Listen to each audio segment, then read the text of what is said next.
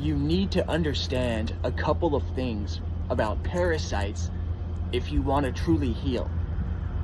The first thing is that what you resist persists, meaning that as long as you're fighting and battling and,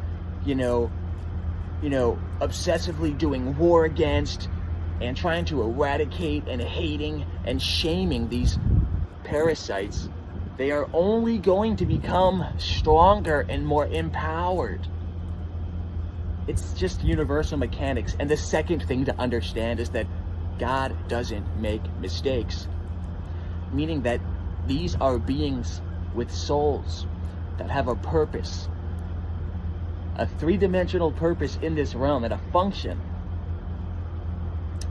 With that being said, parasites are scavengers. They are nature's cleanup crew. Much like ticks exist to remove oxidized metals from the blood, all the different parasites exist to remove all kinds of different toxins from our body, from worms like tapeworm and roundworm to flukes like liver flukes and yeasts and fungus.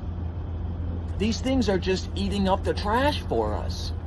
So they are our friends, and we should accept them. Why are they so hidden? If you research, you'll see that autopsies, when the mainstream medical system was rolled out, there was a big cover-up around how many worms and parasitic infestations were being found inside of people. And you can find newspaper articles from the 1900s making it very clear it was everyday common sense to treat parasites. But it's not anymore. Why? Well, parasites exist to clean up these various toxins, and toxins have become big business. They are catalysts for cancer, Alzheimer's, arthritis, and many other, if not most, disorders and diseases and symptoms. So how it works is that, let's just say with cancer, because it's a great example. These toxins are sprayed in the air, they are put in the soil, the water supply, the food. They accumulate in various tissues based on what the toxin is and your individual biological composition. And in the case of cancer, what often happens is it's a catalyst for a cancerous growth or a cancerous cell or a cancerous tumor having these toxins embedded in the lymphatic system, in a lymph node, in an organ or a tissue, with no easy way out. And God said, I have a solution. My beautiful living system. I made all these wonderful little critters that essentially spawn magically to take care of it for you.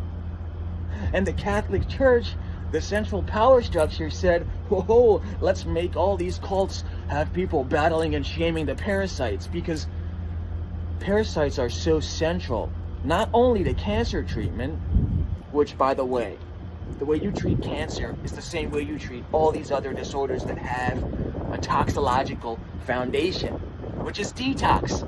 2 parts to detox. You chemically treat it, you chemically address it, and then you physically sweep it out. The sweeping out is like movement and breath work and fiber and fruits.